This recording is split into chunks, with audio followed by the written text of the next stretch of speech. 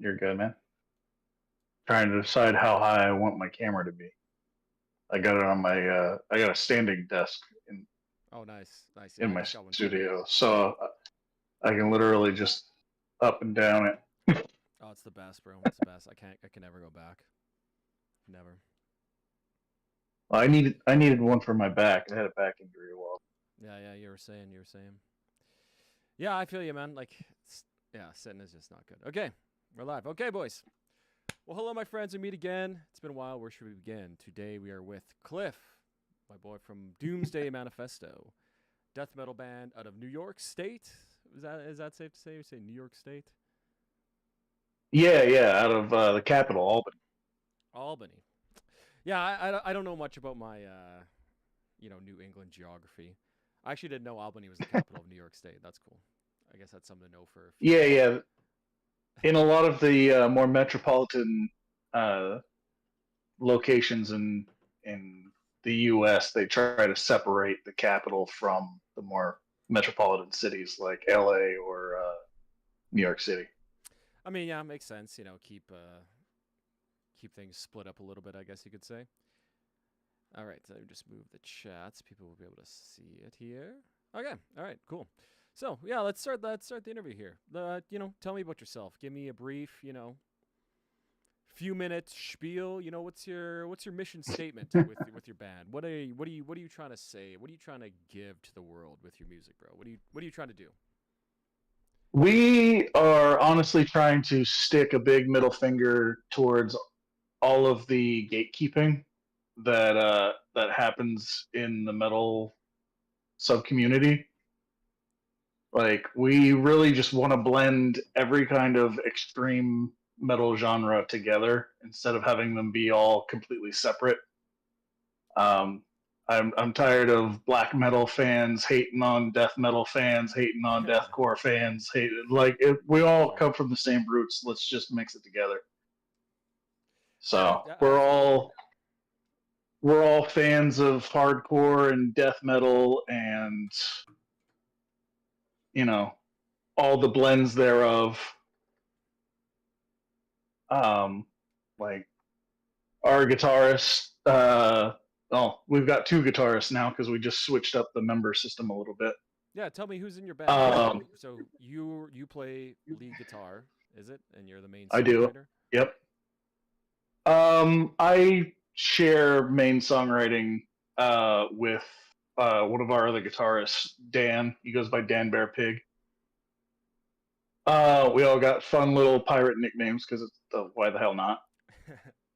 Pseudonyms. Um, Yeah, yeah, yeah, introduce the band for me first. Just introduce the band, and then we'll go from there. How about that? yeah, 100%. Doomsday Manifesto, and it's just that. Like it's songs about the apocalypse. So we put out our EP on the 27th of December, and quickly got a little bit of underground recognition that we weren't expecting, and we dropped a bunch of singles that got us a bunch of local attention. Um, and a couple of our members are also members of like the local death metal and hardcore scene that have been around for forever. Oh I'm yeah. I'm one of the few transplants in the band that came from somewhere else. So kind of just I showed up and kind of injected some outside influence to kind of spice things up a bit. Nice, nice, nice. So we got you playing guitar, Mongrel. Yep, Then we we've have got Bear Pig on guitar, or other guitar, I guess you could say. yes, Dan Bear Pig. He's the like other main songwriter. He's also in a hardcore band here locally called Crimson Mask, Crimson Mask, a wrestling and reference. Nice. yeah, they've been in the scene for I want to say like a good decade or more in the hardcore scene here. Oh damn, damn nice. Yeah, they're like local heavyweights. And then let's see, our former bassist, now turned third guitarist, and sampler, is also a guitarist in Crimson Mask. Though he doesn't, he's not as social. uh, he goes by the name of Strudel. Strudel, nice. Um, but yeah, Dan is was also in a death metal band called Tyrannize. That's from here. He was one of their founding members, and apparently left amicably and just wanted to do something else. So Nice. And then who's playing drums? currently, we don't have a drummer.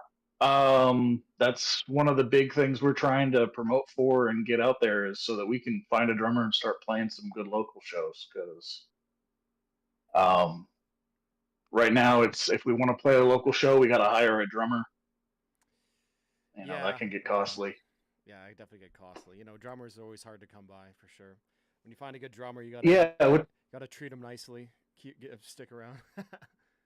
yeah. It's a real shame too because we're actually friends with a lot of drummers, like a lot of really good drummers, but they're all just too busy to join in on the project.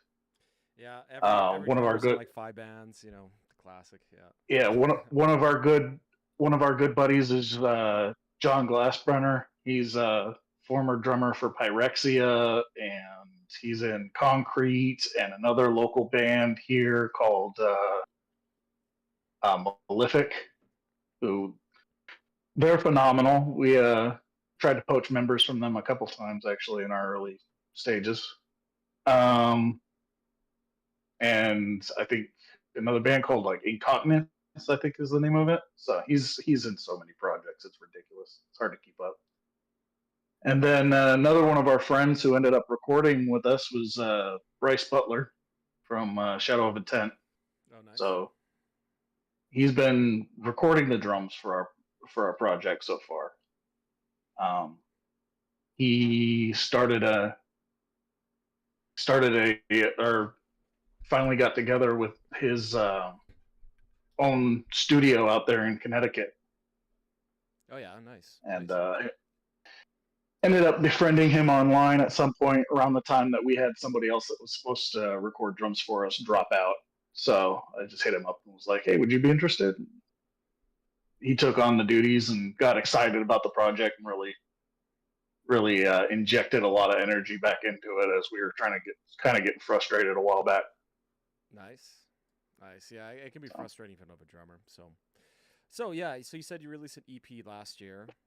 You got an upcoming album that you said briefly you wanted to get out by next fall, was it? Sort of thing. yeah, trying to get it out around October.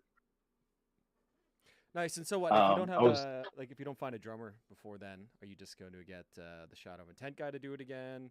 Or what are you considering to do? Because that's sort of I don't want to say like a glaring hole because lots of bands sort of like do it without drummers or hire a drummer, you know what I mean? But would you go with him again, or if you found a local guy, would you then get him to like record the parts? Have you recorded the drum parts? I like that. I know they're all written and stuff. I probably right, but yeah. What are your plans for that then? I guess because um, that's an interesting conundrum yeah, you find yourselves in. we have the four singles that we're adding to the six songs from the EP, plus some instrumental tracks that serve as like a intro, intermission, and outro for the album.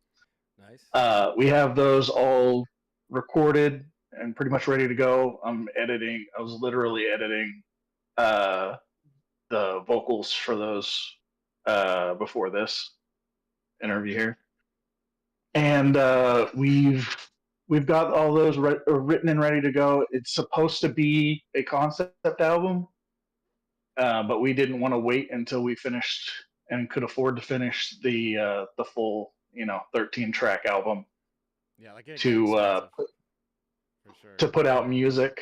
Yeah, we didn't want to wait that long to put out music, and kind of figured we could split up the expenses by putting out half of it as an EP.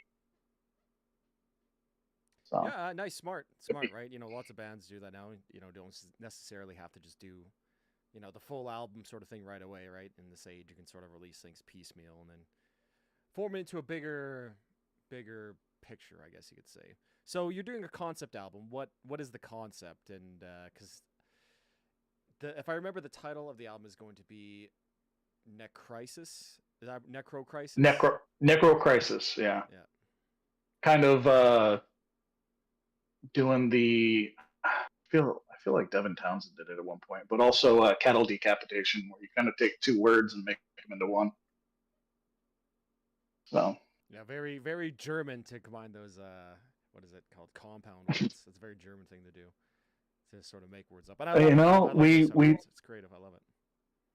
we do have some influence from that side of the pond as well. So Nice. we So uh we take our influences from all over. Yeah, the album um became a concept uh, when we started. Honestly, a lot of it's my girlfriend's fault because she listened to the tracks before any of them had lyrics and was like, "This sounds like zombies." oh yeah. So I was like, "Oh, that's not a bad idea. Like a zombie apocalyptic album would be pretty dope." So um, it ended up there was some songs in there that were supposed to be about trying to resurrect somebody from the dead um, prior to that idea, and it kind of became like this inspiration of taking from all kinds of things like uh, Full Metal Alchemist, Yeah. Oh yeah. The anime. Yeah. um, that opening like sequence where they try to resurrect their mother. I kind of was inspired by that for like if like a protagonist was trying to use science, the combination of science and black magic to resurrect their ex lover. So that kind of started things off, and it continues on as into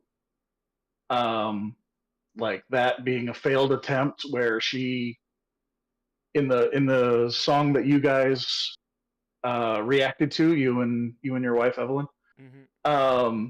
That one was about her soul deciding that it doesn't want to come back. So that it wasn't necessarily a failed in that he didn't do the right things, but that she was like, "No, I'm good. I'm at peace." I see. Um, I see. and then I personally have a lot of like anti-corporate, uh, anti, not full anti consumerism, but like to the vastness that it is nowadays, kind of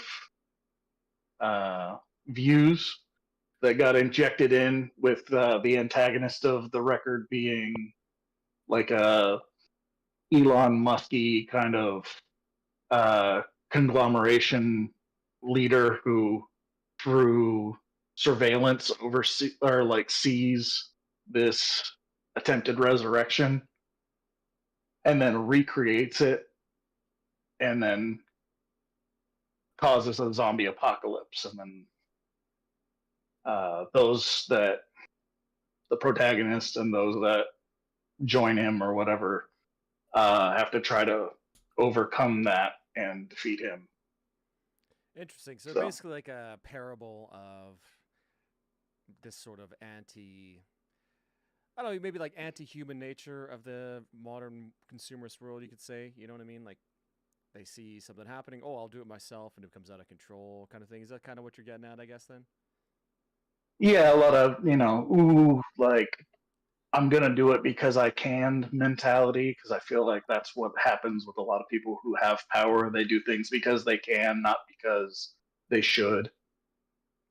So it's built into the lyrics. He becomes referred to, starts out referred to as Insidious, and later in the record is referred to as Lich King. Nice. So Very nice. yeah, and we've kind of continued the whole concept and everything through into future music as well. So this whole album is basically a nightmare that the protagonist in the first or in the second record's going to be having when they wake up. So Yeah, cool. Wow, I love it, man. So yeah, you're planning multiple albums in advance. Hey. yeah, prior to doing this, my way of spending my creativity and my extra income that wasn't going to bills and stuff was I was coming up with my own like indie comics. So I just kind of took that focus and the money that I was using for that and decided to put it into my music instead. Oh, very cool. So you're an artist too? Like you draw stuff, or? I was writing the comic. I was coming up with the story. I've had a story for going back probably about 10 years now that I've worked on and expanded and done all this stuff. So everything that's going on with the band music so far kind of fits into the world that I created when I was coming up with ideas for a comic book. Oh, very very cool. Okay, so yeah, interesting. So this kind of melding of two worlds is sort of like death metal. Don't mind me. I'm just making a new thumbnail for the thing here with us both in it, because it's just my ugly mug in the face first. So I'm just gonna continue my I mean, thoughts here. Yeah. So basically, you're a pretty interesting guy, pretty artistic. You've got a lot of pursuits going here.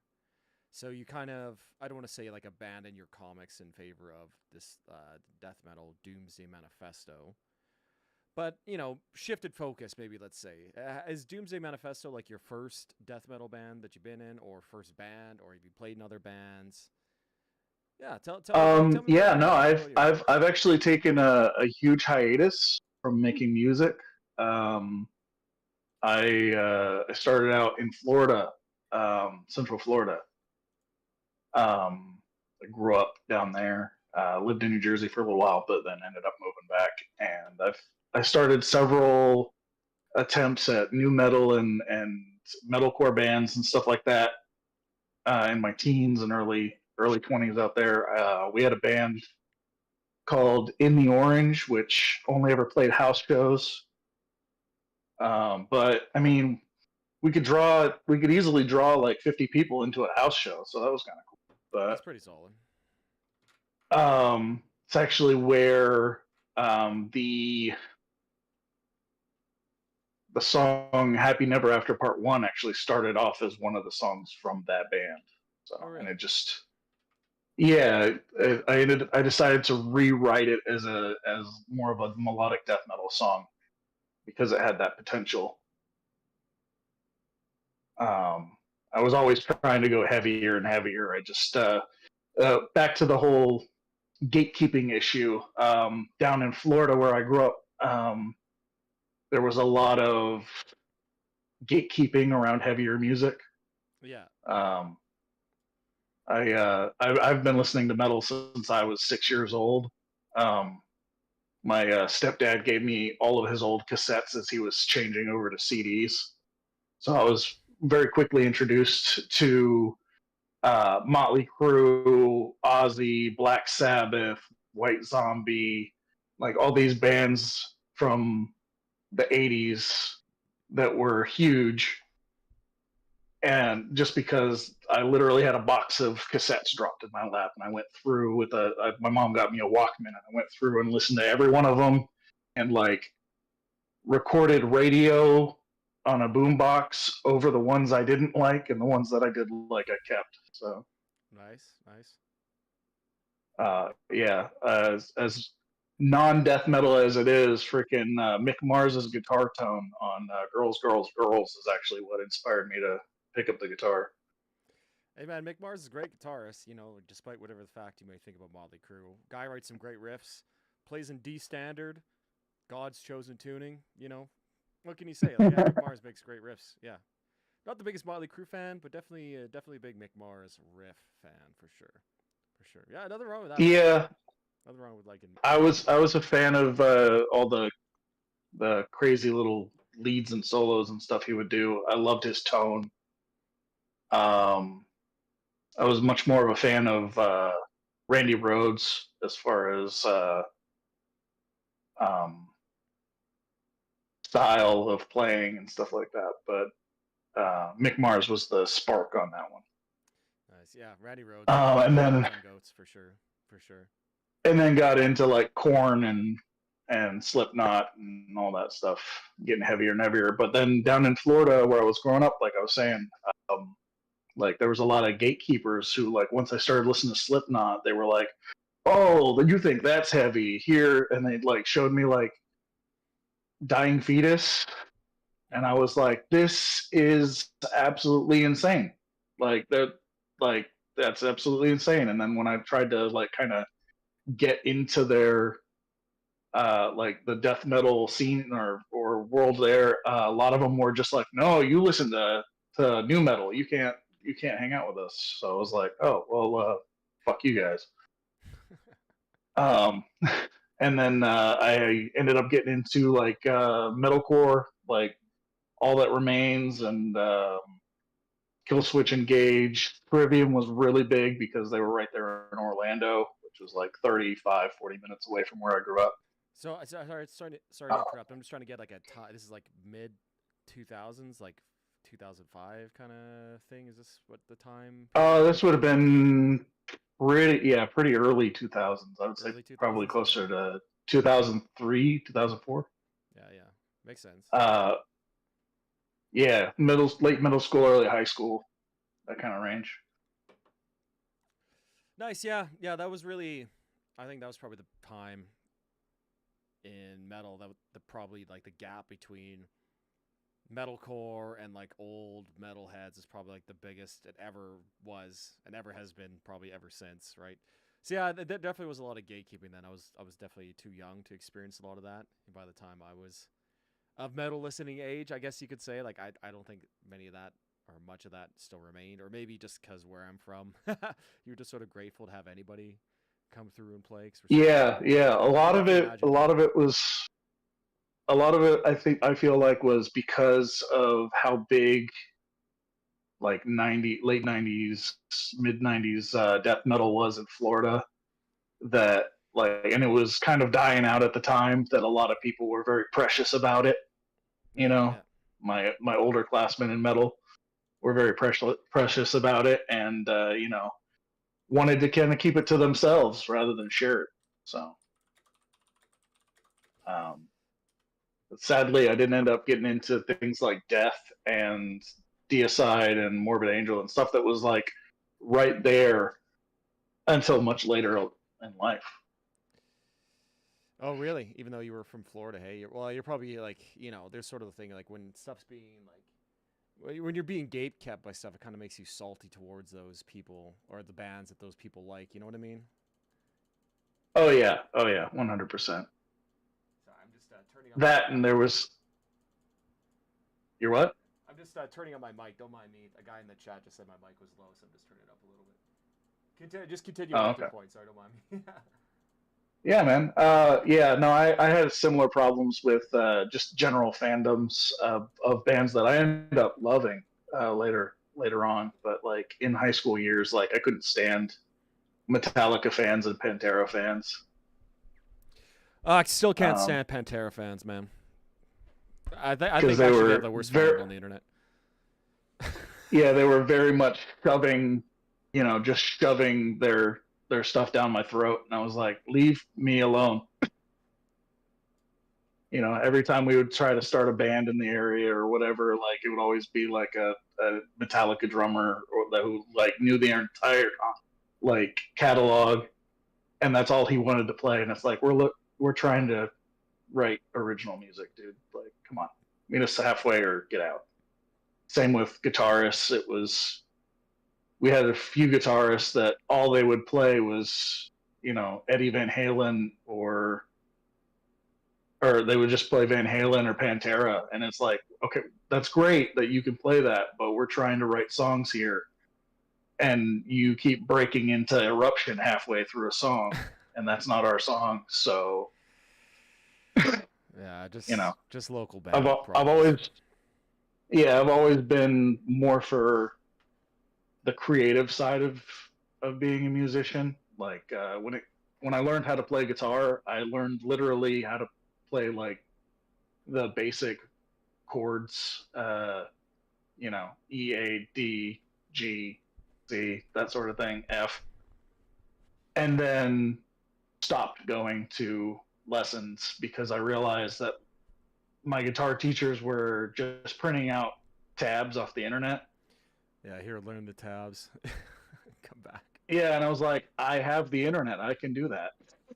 So literally on the printout, it would have like the site that they got it from at the bottom of the page, and I'm just like, I'll just go there instead. You're not actually doing anything for me. So, and then, like I said, I'm an odd musician. I never really wanted to learn anyone else's music, so I've learned very few songs from other bands. I literally would just cherry pick techniques that I heard in songs and be like, "Ooh, that sounds fun. Ooh, that sounds fun," and just kind of learn the techniques. Well, I mean, it makes sense to me, man. Like, you know, if you're playing death metal, why would you learn cowboy chords, sort of thing? You know what I mean? I also had like a similar experience with lessons with that. I'm like, I want to play metal. I don't really care to learn, you know, picking chords or, you know, Shape of You by Ed Sheeran. Like, I don't really, you know, what I mean? So okay, like, okay, so look, what techniques do you like in the bands, and you just learn those, like trem picking, you know, you know what I mean? Yeah. So I totally agree, and I think that's a great way to do it. I don't know if any, you know, prospective Yeah, guitarists listen to this, but just practice the stuff that you want to play. Like, there's no point in practicing.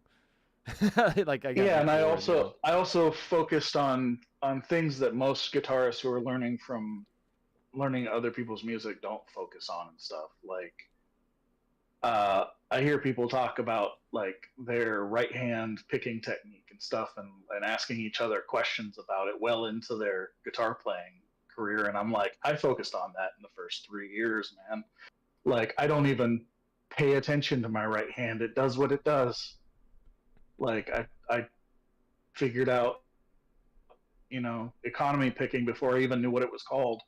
Yeah, yeah. You know, it's just like, oh, to get from here to here, I need to, you know, rake the strings more than pick back and forth, or, you know, whatever.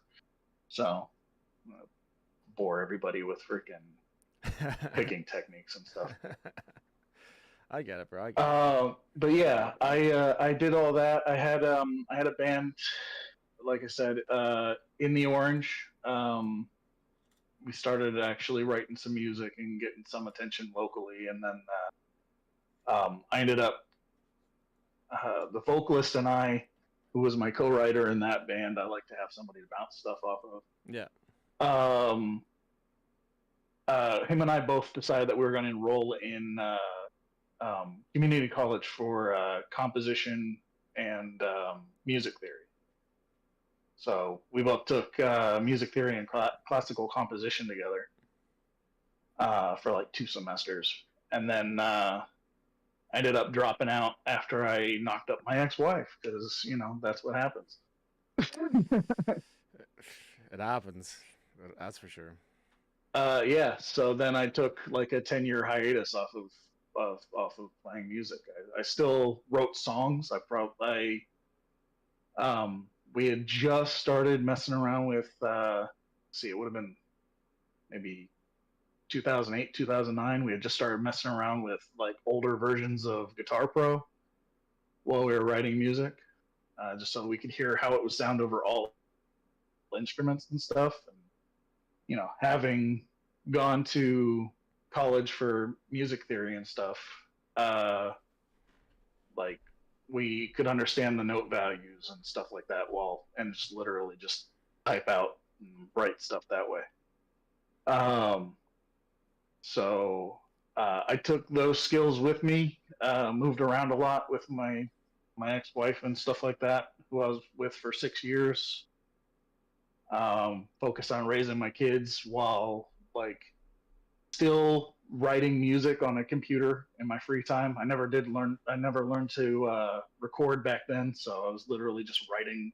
I wrote probably 150 songs in Guitar Pro Oh, damn. that will never see the light of day.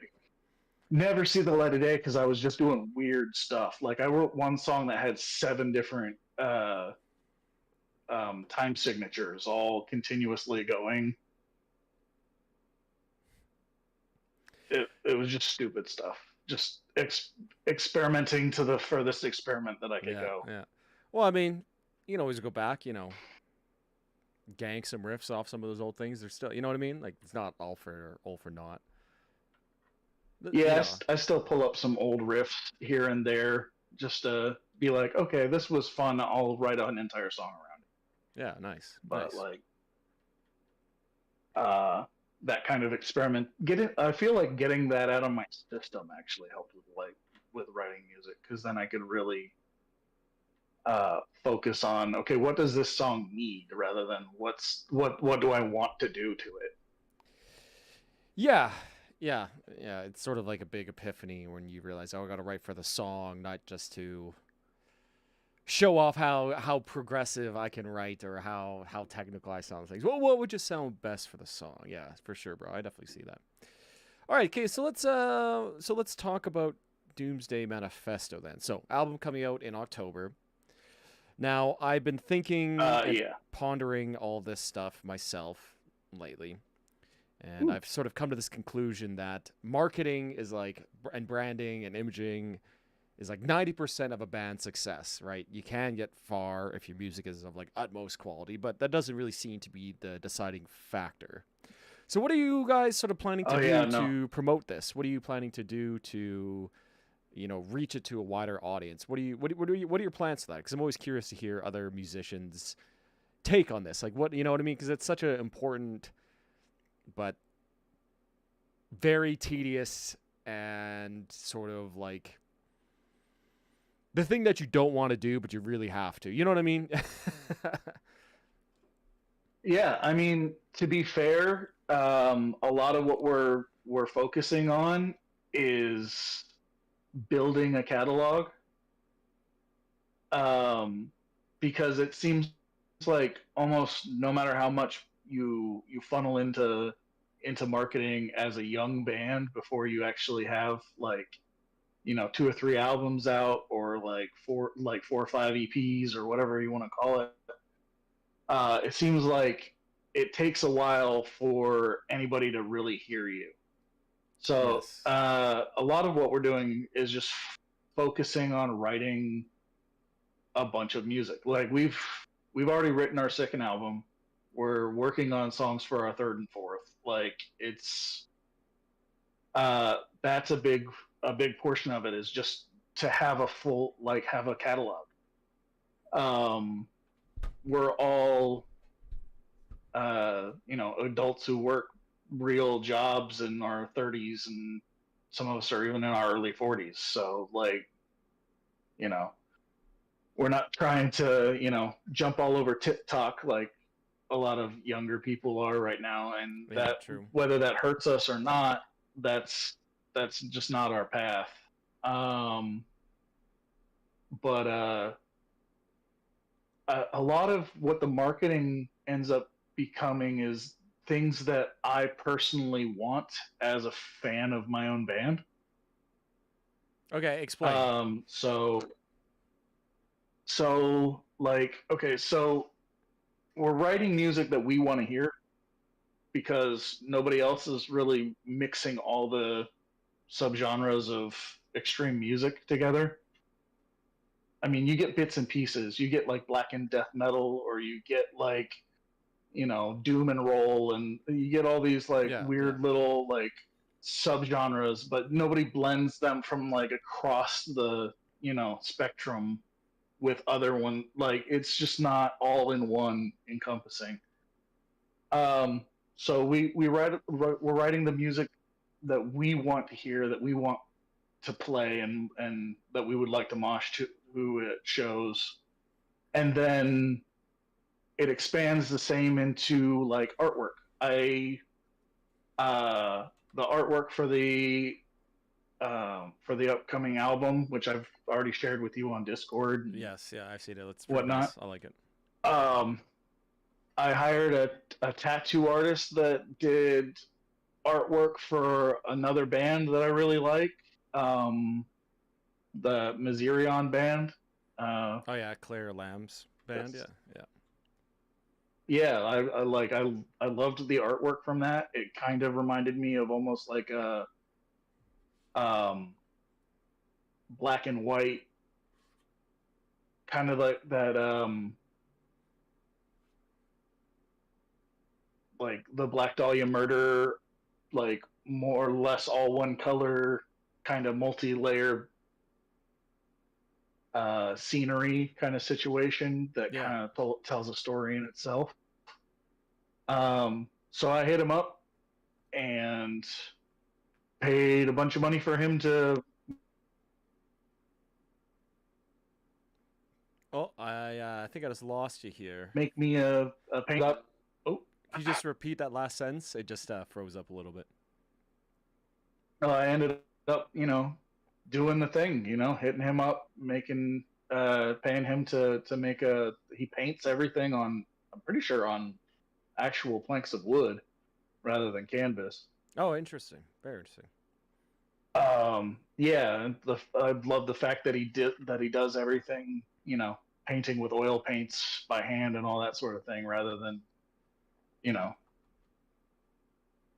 it's not to hate on AI, but AI art or any of these guys who do stuff in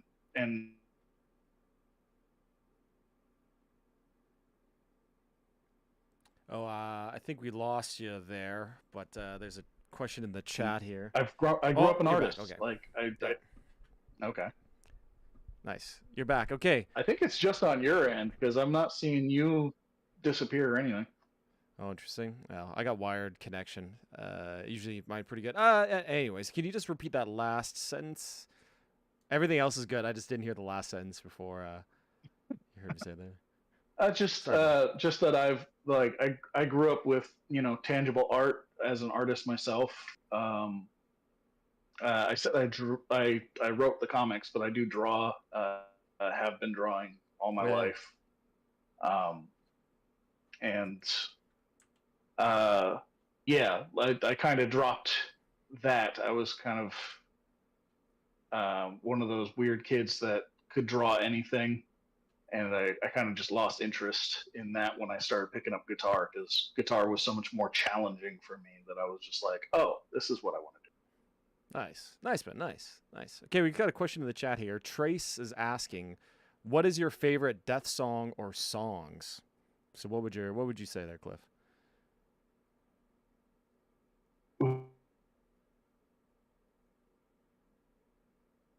Ooh, okay.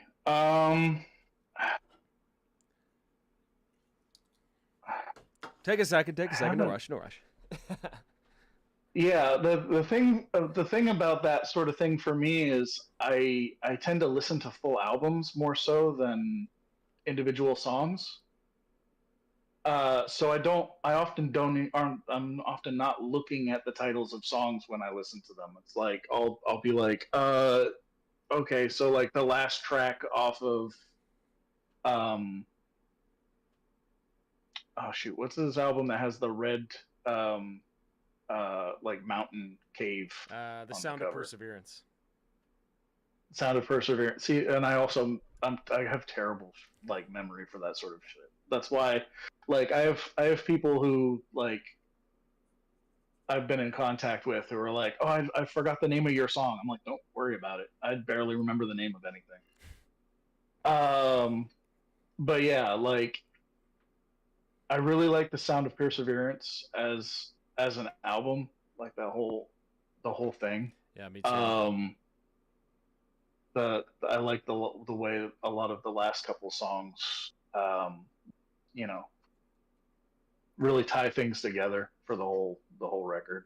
Um, but yeah, even now it's like these are things I got into later, so I'm not as versed with them as I would be for something like that I've been listening to forever, like Slipknot or In Flames or something like that. Old in Flames or I what? took a I took oh really I never got upset about the newer stuff either. I got into them with Reroute to Remain, Oh yeah, yeah, yeah. and the that's a huge influence on me in a lot of ways. I it was especially, yeah, just that era, the early 2000s with them. I had a buddy of mine who, like, I was starting to get into like Devil Driver because I saw them at Slipknot, or not Slipknot, at Ozfest 2004 with Slipknot, and just a shit ton of amazing bands. That one had Slayer, Dimmu Borgir, the original lineup of Black Sabbath, Damn. the original lineup of Judas Priest got back together. Slipknot and Hatebreed were co-headlining the second stage. Devil Driver, I think it was one of their first tours or something like that. So like I didn't even know that Des Farfara had, started a new band. Lamb of God, I think it was the first time I ever saw them on that at that show. It was, yeah. So That's a pretty stacked lineup, yeah. yeah, it was ridiculous. And they had a bunch of smaller bands that nobody had heard of that ended up becoming really big too, like Every Day I Die and Lacuna Coil, and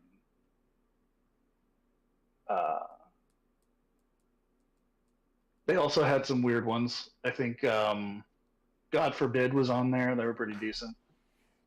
Excuse me. But yeah, just a ridiculous show. I wish I would have been on fewer drugs when I went to it, so I could have focused more on everything. It happens, bro. It happens. It happens.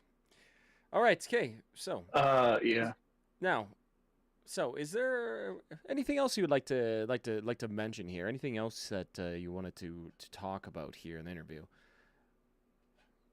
We had been talking about the marketing thing. Oh yes, Like yes, when I yeah, was yeah. referring to was like T-shirts. Like we aren't ready. Like we're not playing shows or anything yet, but we set up a website so that we could sell T-shirts and patches and stuff. Just because those are the things that I like to buy from bands, and I wanted them for myself. Nice. I What's wear the my website, own bro? Shut it up. T-shirts to work all the time. Yeah, hold up.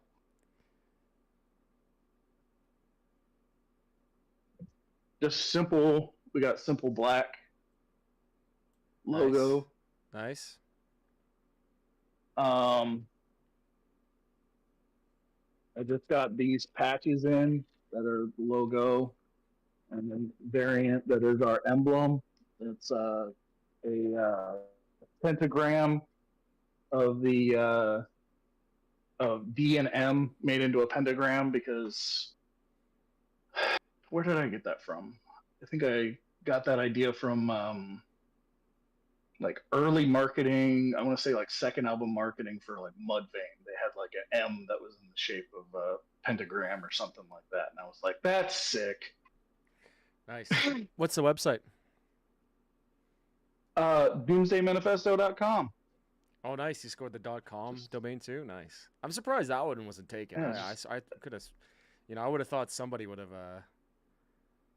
some lunatic oh, would have dude, scooping up that domain. But hey, nice, clean, clean. yeah, and like, it's like, I mean, like the name comes from just uh like obviously I wanted to do, like I said, I already had in mind the idea of doing like apocalyptic and post-apocalyptic and that sort of stuff. But like back in the day, in between metal bands, I had a buddy of mine who was a big fan of ska, and I was like one of the best bass players in the area growing up before I switched to lead Yeah, guitar. nice, nice. And he literally just showed up to my house and was like, "Hey, I'm starting a ska band. You're my bassist." And I was like, "What is ska?" So, and then we ended up doing a Streetlight Manifesto cover. I think was the only thing we ever did in that band, because it was too hard to keep, three horns players and two guitarists and all these people. It's a lot of people to coordinate for sure. Hard enough getting Yeah. eyes on that.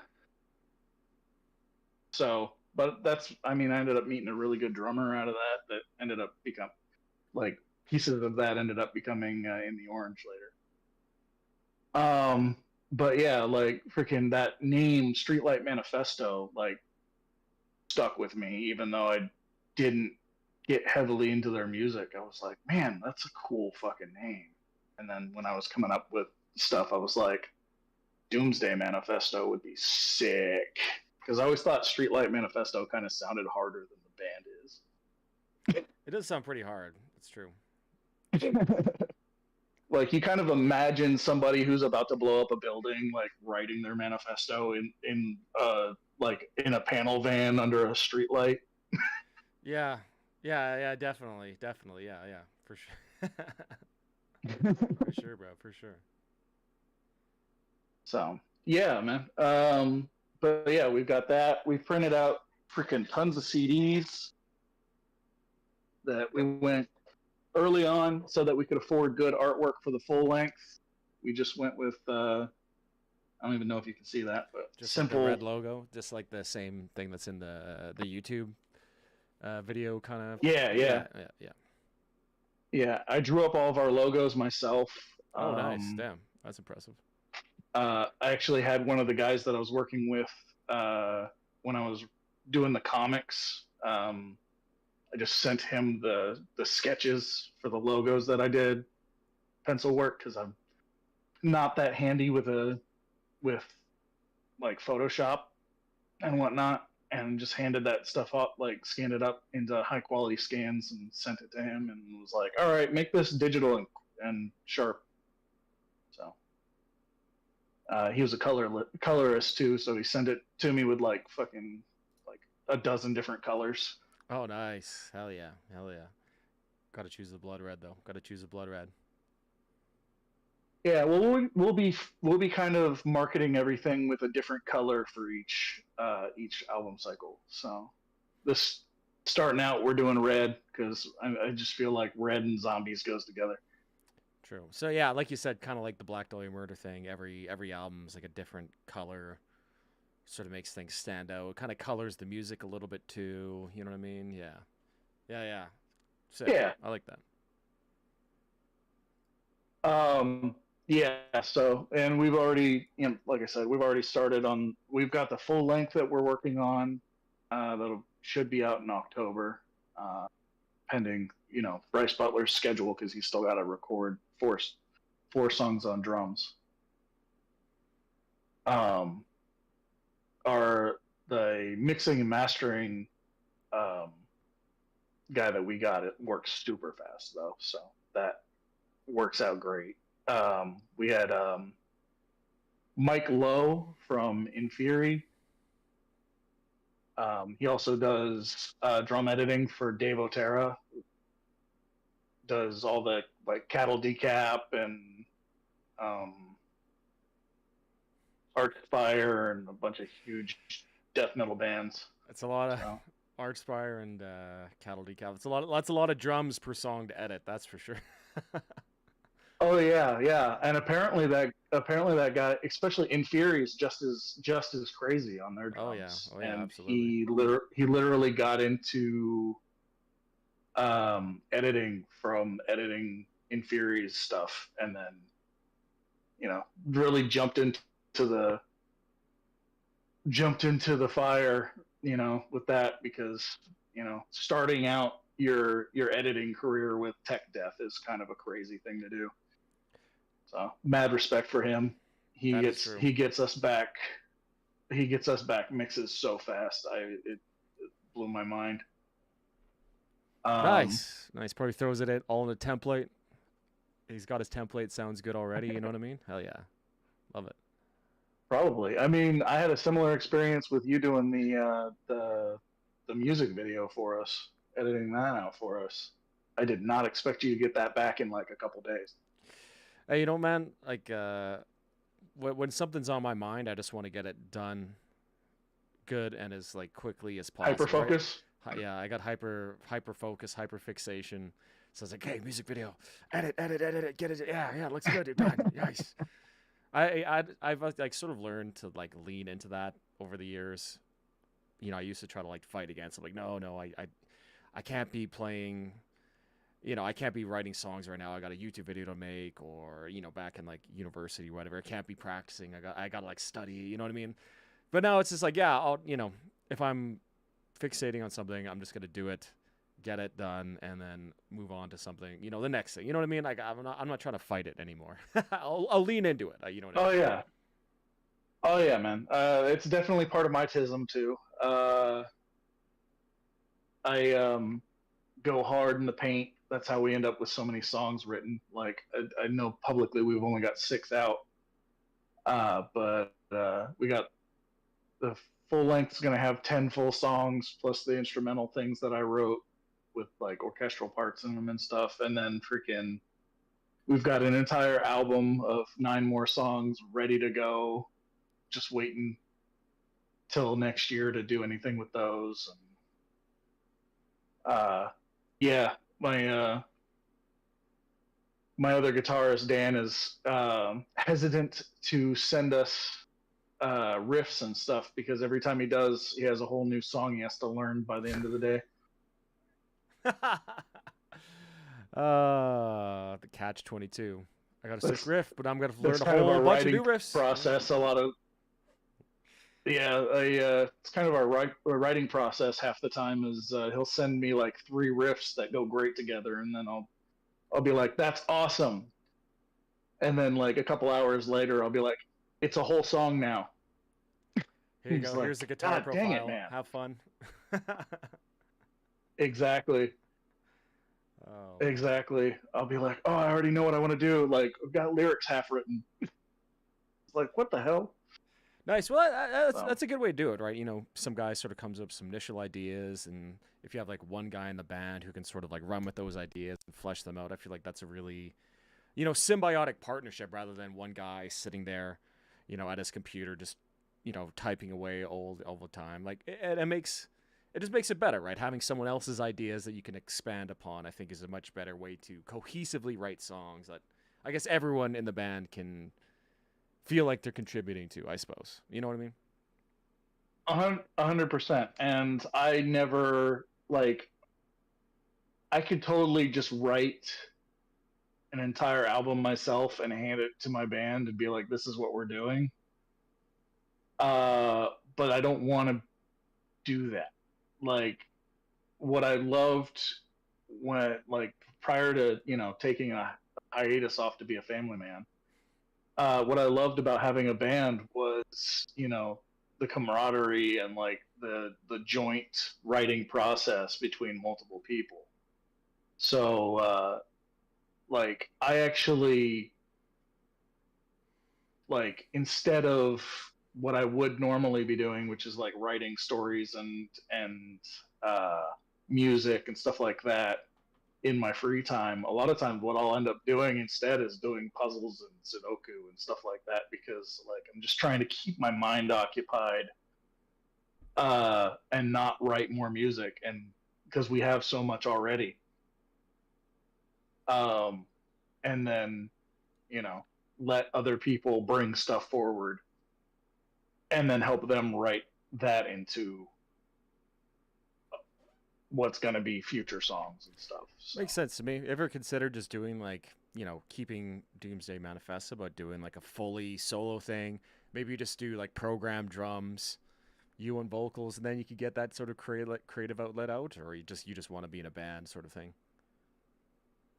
I've 100% considered that. I have a couple ideas for things that I could do because I've gotten really into and started in really enjoying writing orchestral background parts for a couple of the new singles Oh yeah. and for the instrumental tracks that we're doing. So I've recently started considering like just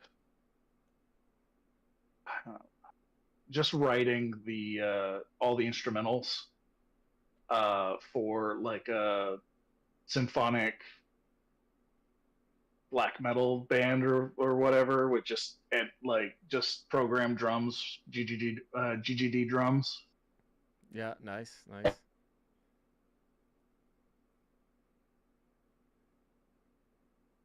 and make up lyrics. Like, just give it her the instrumentals and be like, write whatever lyrics you want. I don't care what they are. I will sing them. You know. Yeah, man, you might as well, man. Like, it might be a good way to just get the creative juices flowing. Like, hell yeah, man. Yeah, and then I've also considered just putting out like some like slam EPs because I've also figured out I can do inhales and stuff like that. So I was like, oh, this could be fun. Yeah, I mean, I mean, more music you can put out, the better, especially man. with Mark like me in. a lot of the bands nowadays are putting out like little 2 minute songs and stuff like that. I'm like, I could do that in my sleep. It's true. It's true. You don't have to write like an hour-long concept album, right? You can just kind of. I post what I know. It's Oh like, yeah. it's more of like a like look at my product. You know what I mean? Anyways. All right. Okay, so we're coming to the end here. Is there anything you would like to shout out? Anything you would like to say? You got the floor. Go ahead, man. Whatever you would like to shout out, people. Yeah, go for it, bro. Go for it. Oh yeah. Yeah. I mean, we got tons of great bands in the capital New York area that could use some love. I've mentioned Concrete, Malefic, um, people that are into hardcore could definitely get into some freaking Crimson Mask. We got Brick by Brick, the guitarist of which is our local promoter for one of our big venues here, Empire Live / Empire Underground. Um, just trying to play with other people and get out there. If any drummers in the freaking Northeast U.S. freaking see this and are looking for a challenge, Bryce Butler wrote drums that are fucking hard to play, and we either end up with people that are too busy or can't play the drums. Like, we've had people Yeah. come in that have been in like tons of local bands, and they come in, they're like, who wrote this? And we're like, Bryce Butler from Shadow of Intent. They're like, are you insane? Like, no, we're just trying to do good music. um yeah, definitely want to shout out that video that you edited for us that we put out today. Yeah. Check Dropped that out. that went out at midnight today. Check that out That's on the Happy Never channel. After Part 1. Yeah, Happy Never After Part 1 on Doomsday um Manifesto's channel. Check that out. I edited that video, but music, of course, was all them. So make sure you guys check that out. Pretty sick. I think it turned out well. yeah, my girlfriend was actually the person doing all the spooky witchy stuff in that, so it was really cool. She got to do a little bit of acting, which she's very shy, so that's probably the only way that she's ever going to do that. She did good. She did good. Yeah. We actually, during the shooting of the part that I had to get you to get in there, where she like looks off to the side all scared and shit, like that was not part of what she was supposed to be doing. That was not like scripted or anything. Literally, there was like a banging, like a door slammed in our house while she was doing the ritual, and freaked her out. Hey man, you never know. You never know what could happen. You know what I mean? That's why I don't mess around with any of that stuff. I got enough problems. I don't need any supernatural ones as well. You know what I mean? Oh, dude, I've had contact before. I don't want to get into like the whole like ghost. Like, I don't like arguing with people. Like, ghosts exist. I've never really been a big like. I laugh at ghost hunters and stuff like that too, because it's just a funny concept. But yeah, I've been woken up out of a dead sleep and dragged halfway across my mattress by something that I like. I'm a big boy. Like, I'm Yeah. 270 pounds. Something pulled me across my bed. Like, there was no way that I slid or shifted my weight and ended up halfway off the bed. It wasn't like side to side, like you could roll.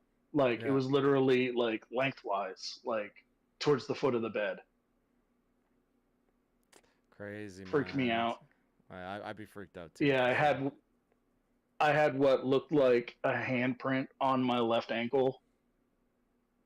Hmm. Yeah. You know, Yep. I'm not trying to get into. Yeah. Yeah. Let's just say. Let's just say I'm not messing with that stuff. I'll stay clear. I don't need any more. I don't need Yeah, we haunting moved to top things off. out of that apartment. Yeah, so would We I. moved out of that apartment. So would I. But yeah, man, freaking just trying to get people to check out our stuff, give us a chance. Also, not trying to shove our stuff down people's throats either, because everybody's got their opinions and their thoughts on what they like and what they don't like, and if you don't like it, that's fine. But if you do, or you know somebody who does like freaking death metal, we fit in that freaking we fit in that box. You know, we got a Absolutely. little bit of blackened, a little bit of doomy, a little bit of melodic, a little bit of tech. It's all in there. Nice. So Yo, what's up, Rogue? What's up? What's up, buddy? Sorry, just got in the chat. Anyways, but yeah, I think we'll call it there. Thanks for giving me your time here, Cliff. I really appreciate you coming on the channel and giving us a little interview, little peek behind the scenes of what's going on in your brain and Doomsday Manifesto. And hell yeah. when that album comes out, maybe we'll have you. Maybe we'll have you back on and we'll discuss it and talk about it a little more. Hey. Hell yeah, man. We're shooting for October for that one, and we'll have something else following year coming out. Like we're not trying to do the 2 year album cycle thing. We're trying to pump out, you know, an EP and an album each year. The Nice. EPs are more of a sneak preview of what's going to be on the full length album. So that's kind of our idea for marketing. And so we don't have to put out two. It wouldn't make sense to put out two EPs instead of a full length album. So having an EP that kind of just has songs on it that can show you what's going on, and then having the full length with the story all in the correct order and everything like that is kind of the solution we came up with. Yeah, I like that idea. It's a good way to kind of consistently have music coming. But yeah, bro, thanks for hanging with me for an hour here. Appreciate it, and yeah, we'll chat again soon, bro. Thank you for having me, man. It's your Of channel. course. Uh, I just the Canadian me always got. I'm just thankful to be able to chat with anybody on my channel. It's just yeah. Oh, dude, I I love working with Canadians, man. I freaking. It seems like all my favorite YouTubers are Canadian. Freaking the artist that I got to do the art for the full length album is Canadian. I don't oh, know is he? what Oh, it is nice. about y'all, but you guys are chill as hell. Something about the women, man. Sorry, yeah, I'm sorry our president wants to make you a state. That doesn't make any sense, but Whatever. I don't care. Nothing happens. Nothing's ever gonna happen. Okay, one last question. We just got Rogue here's asking you, what is your inspiration to create music? And then answer that, and then we'll sign off here. We'll leave it as the last one. oh, yeah, I wish I would have thought to think about that or talk about that myself. Yeah, so when it comes to music, I've always just heard melodies and things in my head as a child. I think I've been told that I've been diagnosed as ADHD, but that's a old diagnosis from when I was a kid. Yeah. And I think honestly, I honestly think because my oldest son, who's turning 13 this year, has been diagnosed. Well, I'm not going to say his diagnosis on here, but I he has a very similar brain chemistry and thinks a very similar way that I do, and uh, so I'm pretty convinced that that puts me more onto the autism spectrum. So I don't know if that has something to do with it or not, but I always just heard music in my head, and it kind of used to drive me nuts as a kid. Um, and then the most unmetal thing ever, I saw Hanson. Uh, the Bop song came on because Yeah. my mom always had MTV on in the mornings when I was getting ready for school, and I saw that little 10, 12-year old drummer, however old their youngest brother was, playing drums, and went, oh, I don't have to wait till I'm an adult to play music. I can just do it now. So like saved up my own money and bought my first guitar when I was 10 years old. Oh, nice. After my mom told me she wouldn't buy me a guitar because she wasn't convinced that I would, you know, stick to it. She supported me much later after that, but yeah, just always had melodies in my head and needed a way to get them out. So that's 100% the reason why I was never interested in playing other people's music. I just have so much of my own that I need to, you know, get out there. Makes sense to me, Luckily, bro. luckily playing guitar for the last 27 years has really helped my mental health in you know, giving me an outlet and letting me more choose what things I want to write and stuff like that than always just having a random melody stuck in my head all the time. I get that, man. I get that. Just be able to, you know, bring the ideas that are in your head like onto a Yeah, tangible, I think that physical. was You I know. think that was actually why I liked new metal so much, is because there was so much space in the music that like I would hear the things that they weren't playing that my brain wanted to hear. Oh, interesting. Yeah, yeah. So then that was kind of my inspiration for becoming like a more technical musician that also plays on seven strings, because it's like I want that, but I want it to be, I want more notes. Yeah.